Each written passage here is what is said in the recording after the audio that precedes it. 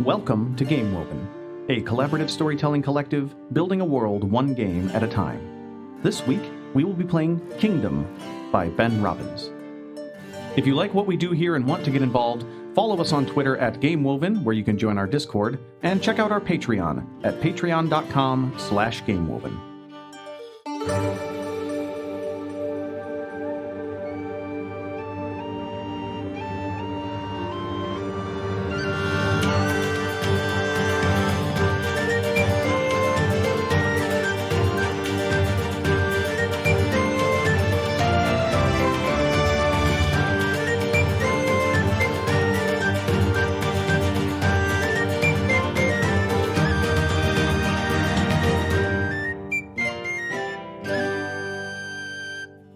And we are, Rob, if you interrupt me, I'm coming for you.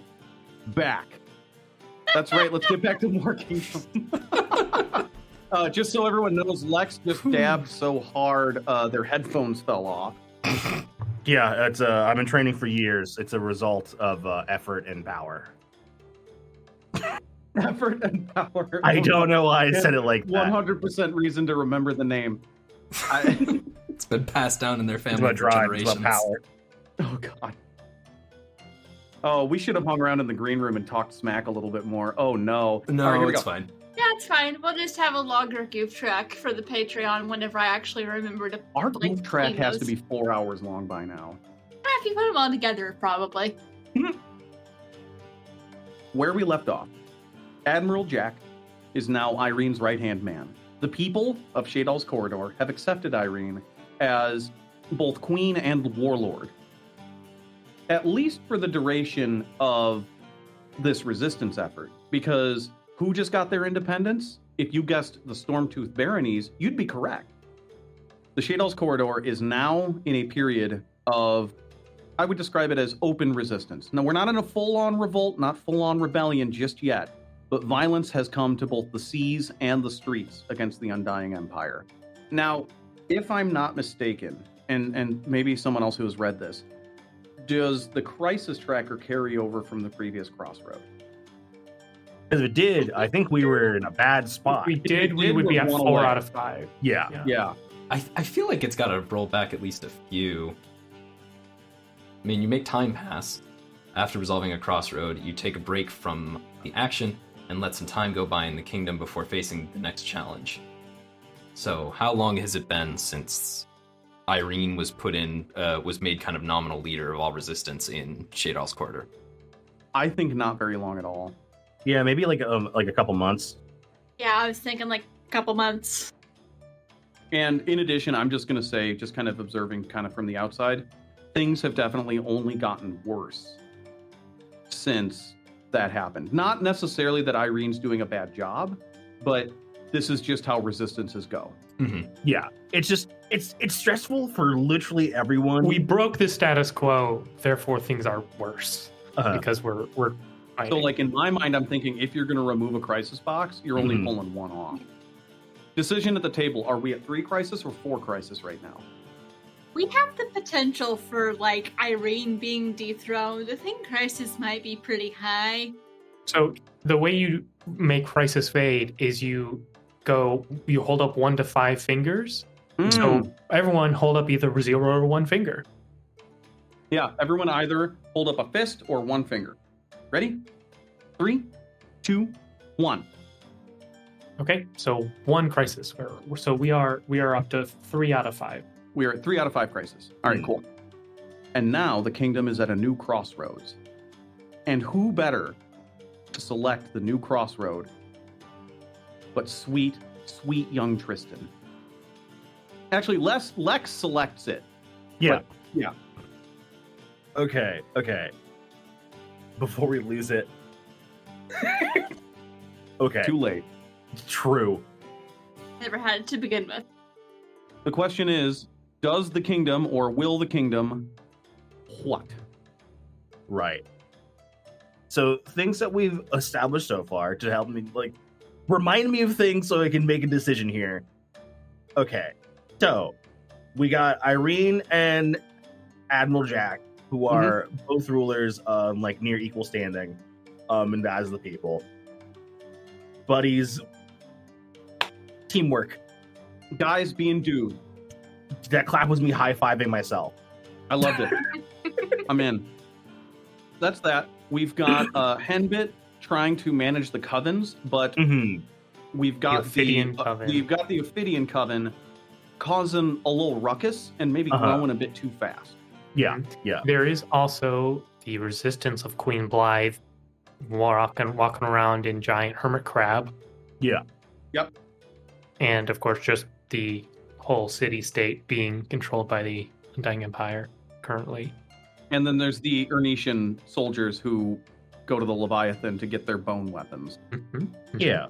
Local bone enjoyers. That's somewhere else. And you can be a local bone enjoyer too if you just head over to patreon.com/. And put in $1 towards Game Woven for our new tier, local bone enjoyer. Hey, that's the fastest we've shilled the Patreon in an episode. We're so shy about it. We should do that more often. So, things that are important enough to make a crossroad. So one thing that comes to mind, which I don't think this is crossroad worthy, just like, does Blythe survive? Because like she's gonna affect stuff, but she's not one of us. So like her life is effectively in our hands right now. But I feel like the like her living isn't gonna like be a deciding factor. Maybe, I don't know. Depends on how she dies. She also might not be a huge fan of the like. We have established that Blythe is ambitious and aggressive and very used to being in charge. So used to being in charge that she dominates people. Yes.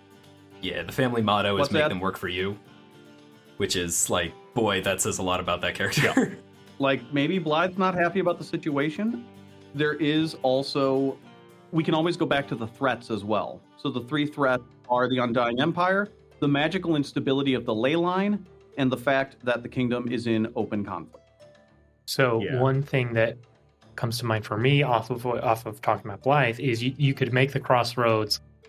What side do the people of Ernette take, or is Ernette going to be the place where everything happens and therefore get its shit rocked? Because like I do want to do something that is Ernette focused. We've been very Xiaomir, I'd love that. and we've been and the narrative has slowly been traveling towards Ernette. So you're right. I do want the crossroad to be Ernette focused. And what were you gonna say, Brie? I have a potential pitch. Will the kingdom free Ernette?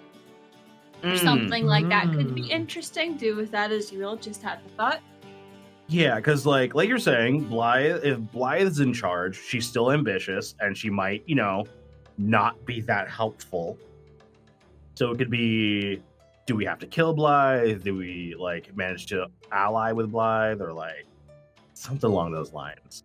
I mean, I've got a really a terrible string of things to put together. We just got to figure out the specific question. I like dealing with the Blythe question. I think the question could just be, will the kingdom prioritize liberating Ernette? Or will the kingdom favor Blythe? Or will the kingdom support Blythe? Or I like the way. How did you just word it, Zad? Will the kingdom prioritize liberating Ernette? See, I like that idea because it's the idea of, are we fighting the Undead Empire or are we saving Ernette? Because those are they kind of end in the same endpoint, but they're very different strategies. Yeah. I like it. Theoretically, and this is something that can get proposed along the way, but as an alternative to prioritizing liberating Ernette, we could just go Scorched Earth. I think let's bring that up and play. Exactly, yeah. That's Let's bring that up and play. I thought you were saying the crossroad is, do we nuke Ernette? I thought that's what you were suggesting. I think that might actually be what they're talking about. That is one of the alternatives. We either prioritize liberating it, or we figure out or we just scour the Undying Empire's foothold out, regardless of the consequences. Yeah, because if we're going just kick the Empire out, it is we march through Ernette, killing. Yeah. Is the idea to destroy the Empire or free ourselves? Ernette included, and potentially Blythe might be the kind of ally that you really, really wish wasn't your ally. Yeah. Impulsive, violent, completely unsubtle, and refuses to coordinate. Like, that could be, I feel like that might be Blythe. Yeah. So, like, the question is, is it liberation or destruction, I guess, is, like, Right. what our goal is. Okay. Will the kingdom liberate or destroy Ernette Mm-hmm. to defeat the Empire? In order to defeat the Empire. Yeah, because it's like... In order to. Because either it's we get Blythe on our side and Ernette, like, it's a country, and it's a city-state that's focused on killing shit. So, like, they're a big boon to the army. But also, if they're focused on killing shit and they get in the way... Yeah. Yeah. Yeah. All right. So, Lex, the first scene is Tristan's. Yeah, let's set it up, baby. How do we get to this decision point? I definitely want to have Tristan have a scene with Irene. Question is, where are they meeting? Is what I'm thinking. Safe house.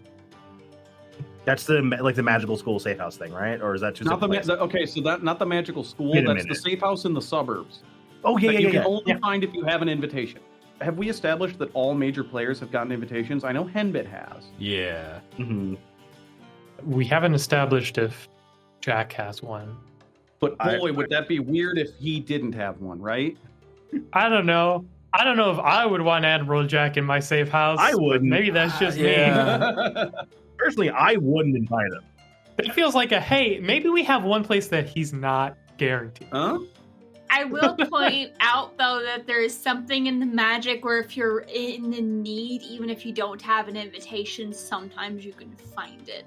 So we could shoehorn it in, but I can't think of a reason that Lena would have given Jack an invitation.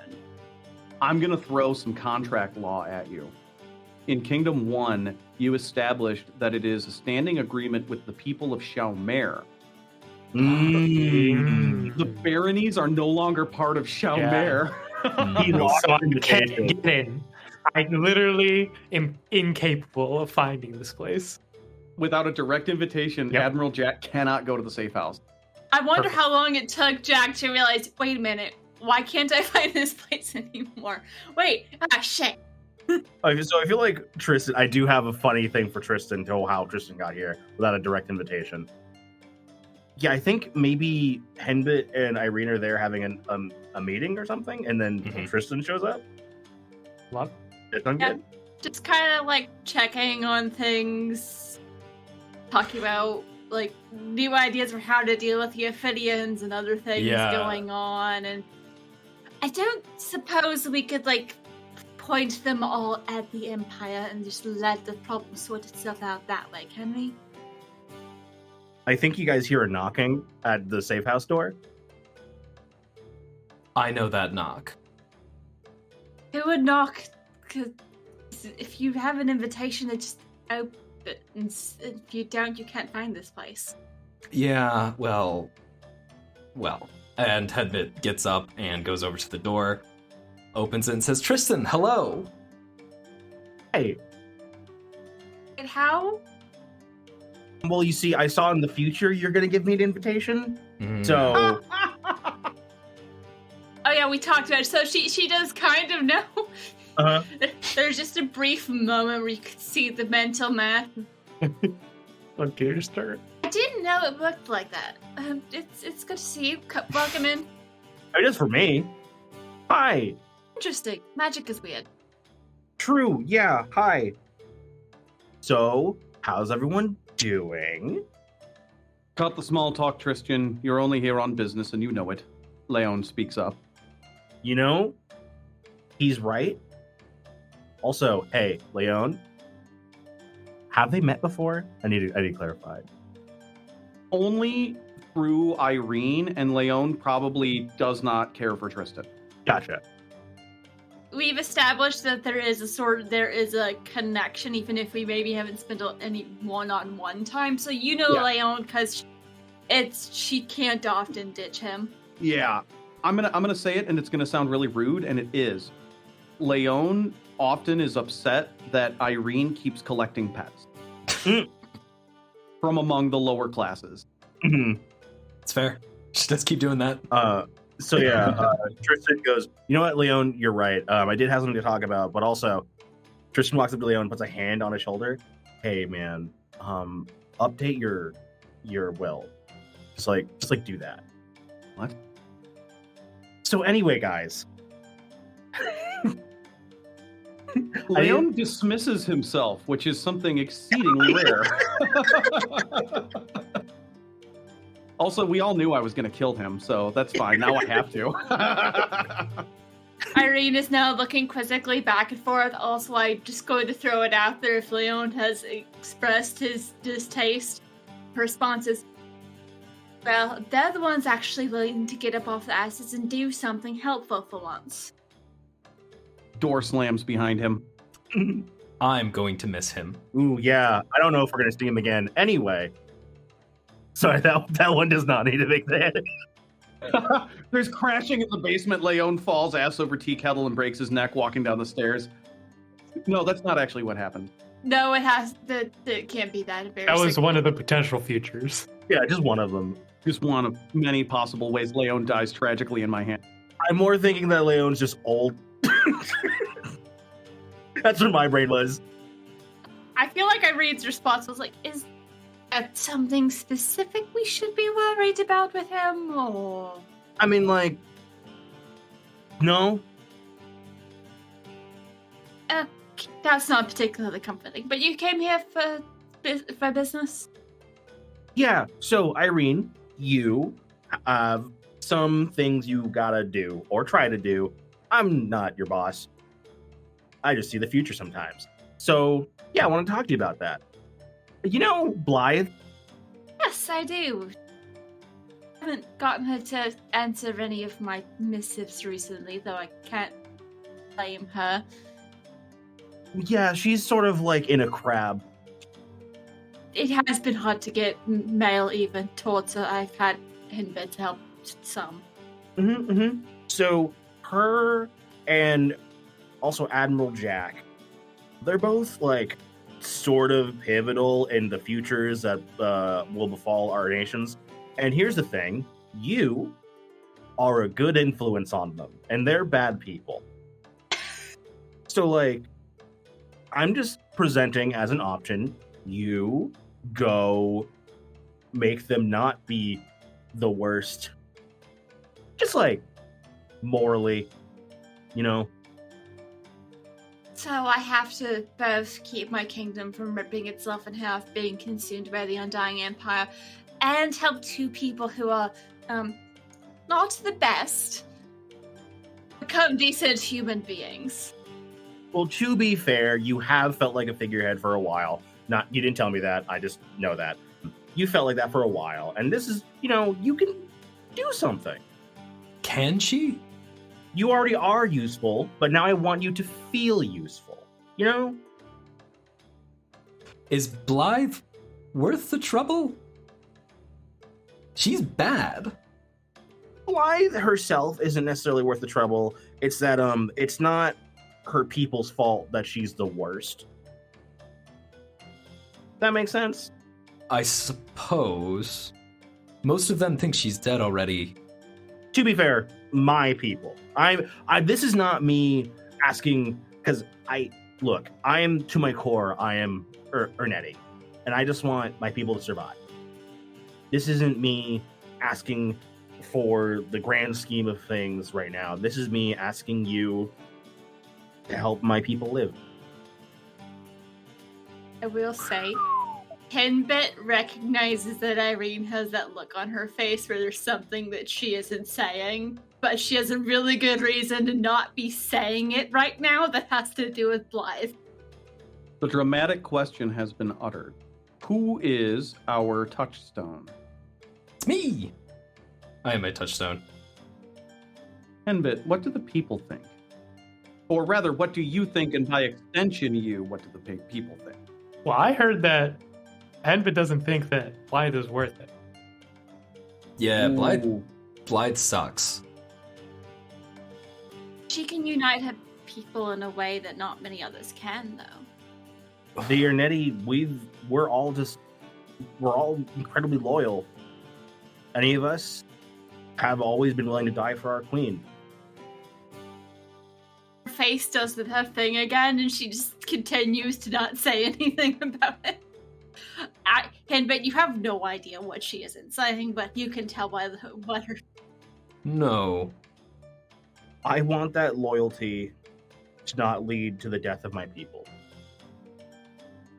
It's so tragically misplaced. You must realize this. I understand that this isn't necessarily your responsibility, and this isn't... You're merely repeating what you've seen. And seen, of course. But... I don't know if I can do that again, quite frankly.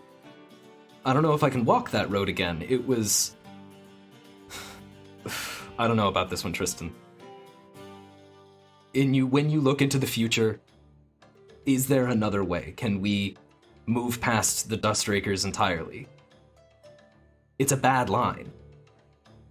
Look, no matter what future I see blood. It's just a question of whose. Let me jump in. Mm-hmm. Tristan, what outcome, since you're the perspective, what outcome are you... Well, I guess is the dramatic question, should Irene go and see Queen Blythe? Should Irene genuinely try and befriend Blythe? Okay. What's the possible outcome?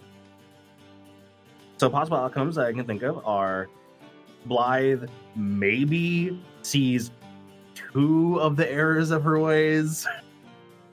That's not bad, though. Yeah, out of 80, it's like... It's like 0.25%. Yeah.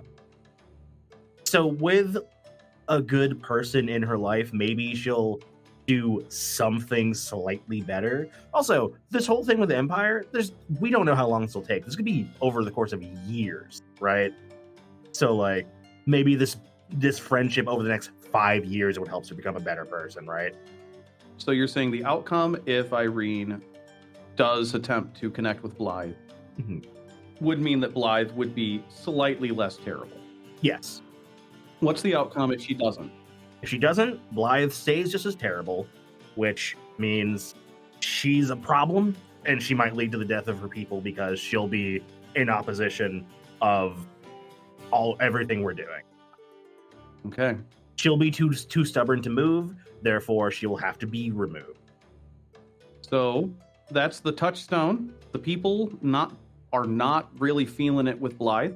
The perspective is Blythe can change, and the alternative is potentially pretty bad. Mm-hmm. But there is one power in the room. I think during this conversation, like, when Henbit's expressing their, like, very valid reasons for not wanting this, I think Irene is like, I know she's terrible and has done terrible things and will likely continue to, but I also know how unexpected things have happened in the past several years. Don't see the harm in trying. Reaching out some kind of olive branch. Giving it a try, but I know what I'm getting into with her. Irene, it is a waste of your time, and we have so many troubles here. They're already gone. The city is gone. It's overrun. She's stuck in a crab somewhere. They're not worth it when we need to take care of ourselves. And while you're off doing that, what about here? Who's going to be here, taking care of us? But, Henbit, a thing that I've learned is that I don't think there ever is such a thing as a waste of time. Everything builds into something, good or bad. The future isn't written in stone. It's written in blood and effort. At the very least, we could get a new ally and have those of our people that remain help. I'm not the one who's in charge here. And I have my people to see to. You could be. You asked her to be in charge when she left. Well, Irene was kind of thinking, just see if Blythe wants to come here. I'll have to think about it. It's going to be big. Sure. Perhaps the future isn't made out of time, it is made out of blood and effort. And if your blood and effort is going north to go hang out in a crab, I thought the crab was like on the beach. I mean, crabs can move. They have legs, guys. it wanders. That's fine. I don't know if you've ever seen a crab before. I've seen a few. If you leave, if you go to do that, I can manage here. And I'm going to overthrow. I'm going to overthrow and I'm going to take power so that Irene can... Are you overthrowing or are you... So an overthrow action is when you are actually superseding Irene's decision. If you're just changing your role, then you're so that you have power in the next scene that you're in, that's a different thing. Oh, no. Irene can go and spend time with her new buddy Blythe, and she can take care of that. The people of Vidashau don't want this. I will, I know that we've got problems here. I'm happy to take the reins here and to manage our affairs here. We, collectively, do not think that bringing Blythe on board is worth it. And if Irene can go change minds, she can do it from a position of something other than strength. Okay. Not to be too pedantic. Yep. Mm-hmm. So, love this. Big drama. Into it. Once you've already kind of done your role for a scene, you can't change or overthrow. What you can do is overthrow the next time. Okay. Right? So you could, so we're like in the reaction phase right now. Right. Mm-hmm. So like your reaction is like, you're basically calling your shot. Like next time we're in a scene together, I'm overthrowing your ass. Yeah. If you choose to do this, then the next opportunity that I get, I'm the Henbit's in charge.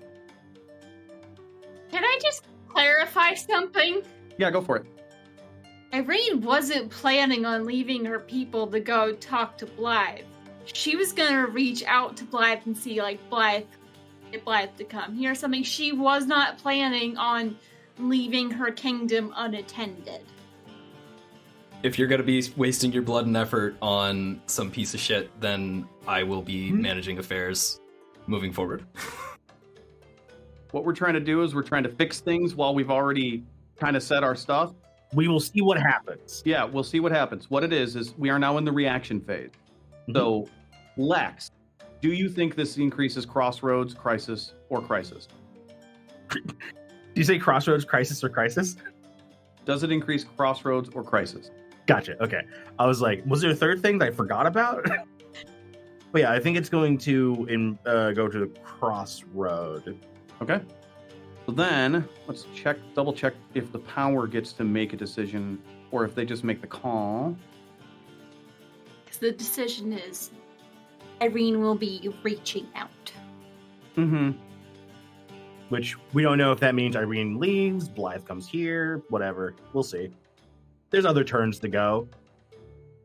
Her initial plan is not to leave. Mm-hmm. All right. And then our touchstone. Because Irene has, in your perception, gone against the people's wishes, does this increase Crisis or not? Oh, yeah. Crisis it is. All right, we are at Crossroads and Crisis 1. The next scene goes to Rob, I think, right? So this is going to be in a parallel scene in the timeline. And actually, Zad, I want to play with you one-on-one a lot because I would like to speak to the cultist Hob, waiting for a meeting that a parlay that Jack has set up with Circumciry. Oh. So I'm speaking to Hob while Circumciry gets to the Leviathan. Yeah. Cool. So I'm imagining a hexagon in the middle of the bay here, made of a lot of stone and metal, basically kind of looking like an oil derrick. And So it's like a hexagon with the inside almost like a hexagon donut of like stone and metal with different sizes of buildings and structures kind of built on that ring of various different, like mostly like small dwellings, and like then basically diving stations where people normally, when they're not doing their like coming of age trial, basically like water breathing and like surviving water enchantment objects on like essentially like magic scuba gear that they put on to go dive down to gather the like Leviathan parts. Mm-hmm. So I would imagine that their two opposite sides of the hexagon are basically purely for docking. So this conversation is probably like a walk and talk from one end, facing out from Ernette, walking to the one that Circumsurrey would be having to sail into. Yeah, so that's really kind of why we built the place like this. It was meant to be kind of a almost really kind of an art piece, really, because you see, it's the lawless nature of the place here. Really, it was meant to be kind of outside of the sovereign's jurisdiction. When, you know, obviously, in order for a long and healthy life, the sovereign has to control all, you know, civil, military, judicial, ecclesiastical, even the words that we use. Those should come directly from the sovereign. And therefore, when you look around here, part of the reason that the conditions are so terrible all the time is because there really isn't any sovereign control. Nobody runs the place. There's no strong central authority. And, you know, while we would say that the Dustrakers have been doing, a fine job of maintaining that centralized control, well, ultimately, at the end of the day, you know, a lot of that spirit's been compromised. The libertarian nature of what we created here was eventually subjugated to some amount of authority from the divers, and I would say, on the whole, the experiment's a failure. But at the very least, we're bringing in a little bit of money for the cult of Leviathan. And how about you? How are things?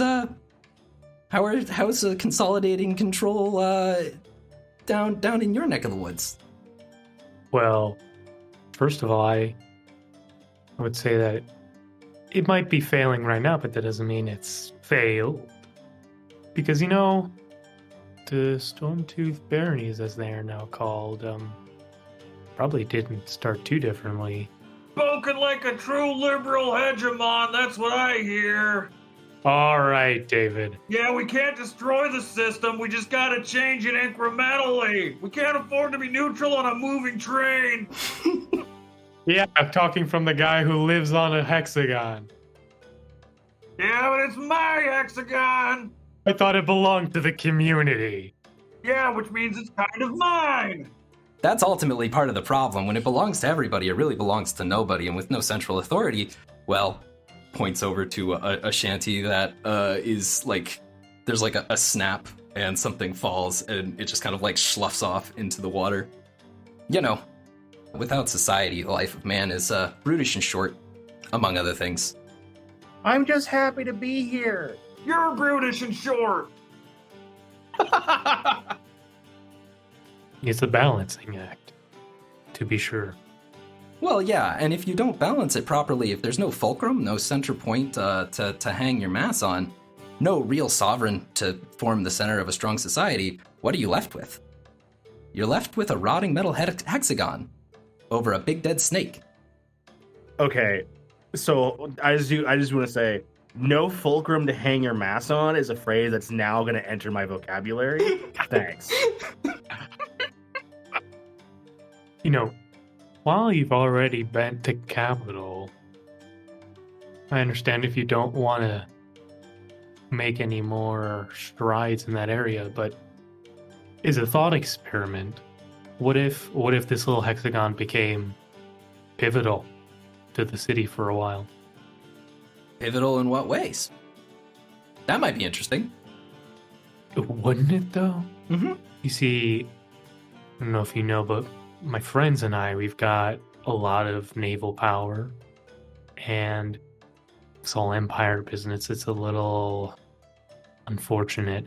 And so, you know, what if, for example, the only ships that were going into Ernette were going through here, and they just all happen to be ships that we had approved, let's say.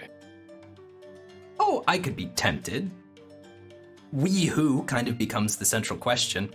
We've gotten a similar offer from the proctor that we'll be meeting with, but you know. Sure, but I mean, I'm sure they have the Navy to back that up, but they don't have it right now. Okay. So what are you proposing then? It's a lot harder to break a blockade that's been dug in. I'm really just the minder here. I'm mostly here to observe and to interpret the results of the little experiment we're running here. So I tell you what, if you were gonna come here and to create a naval blockade, then you know, I can't stop you. I'm not going to stop you. In fact, I think that would be lots of fun. Well, you know, I'm such a fun guy. Might as well. Oh, and here I was thinking that you folks were all about the plants. See, that's a joke because funguses are a different kind of. They're not plants. Did you know that? Did you know that funguses aren't plants? Admiral Jack is looking so unamused and honestly a little like angry at the quip. You know, like a fun guy, like a fungus. See, they've got these fun things where actually the so things it's this that you dock see, then? Yeah. This is the one. And I gotta say, I'm a real. You should this Circumsuri fellow. He's a real sharp tooth, real domineering personality. Well, then this should be interesting. Oh, absolutely. Sometimes even domineering likes to be dominated. Lita says as she's walking by with the context. We just hear Maeve on the wind. So, is the dramatic question, will the Leviathan join the blockade? Is that kind of what you're pushing for here, Admiral Jack? I mean, that is Admiral Jack's plan. The main thing that I wanted to do was Admiral Jack wants to just size up Circumsuri and speak to him. So that's the main thing. He's like he's planning on just doing a blockade no matter what, but wanted to get the Leviathan as basically anything that is going to get through the blockade will have to go through them. So you are power in this situation. So if you say that they're joining the blockade, they're joining the blockade. The thing is, what we don't have a perspective or a touchstone. Nope. Do you want to leave that up to the table?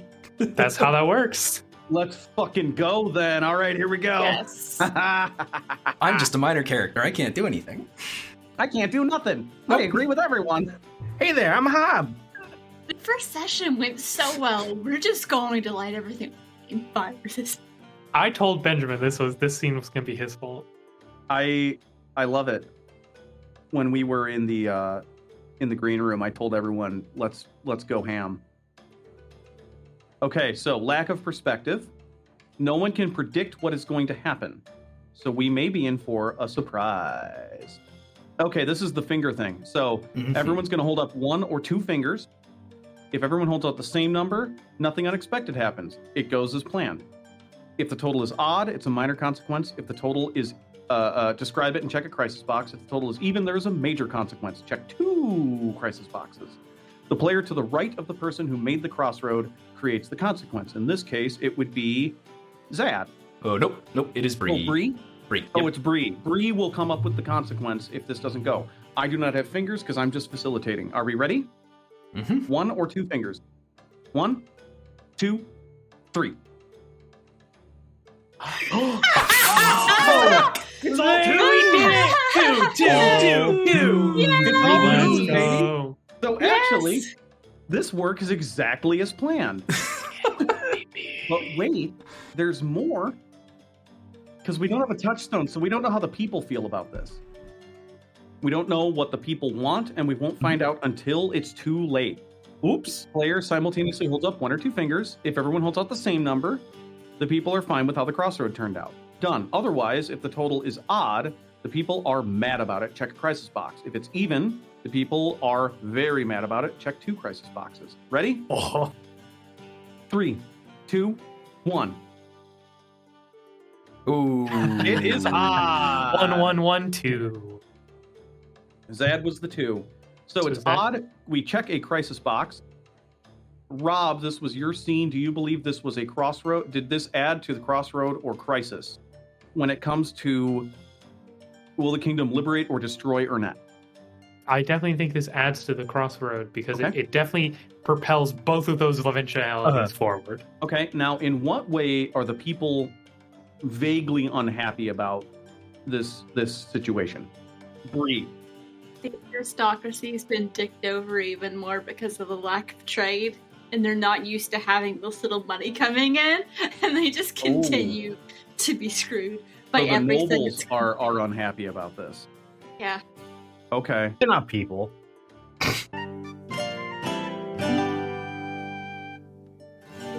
Thank you for listening to Game Woven. Please give us a follow on Twitter at Game Woven, join the Discord, support us on Patreon, and consider leaving us a review on Apple, Spotify, or whatever host you normally use. This week's episode featured me, TT Benjamin at TTBenjamin1 on Twitter, Lex at call_me_they on Twitter, Brianna at Brianna Jeans on Twitter, Zad at ZadKaleGreen on Twitter, and Rob at Rob B. Rolling on Twitter.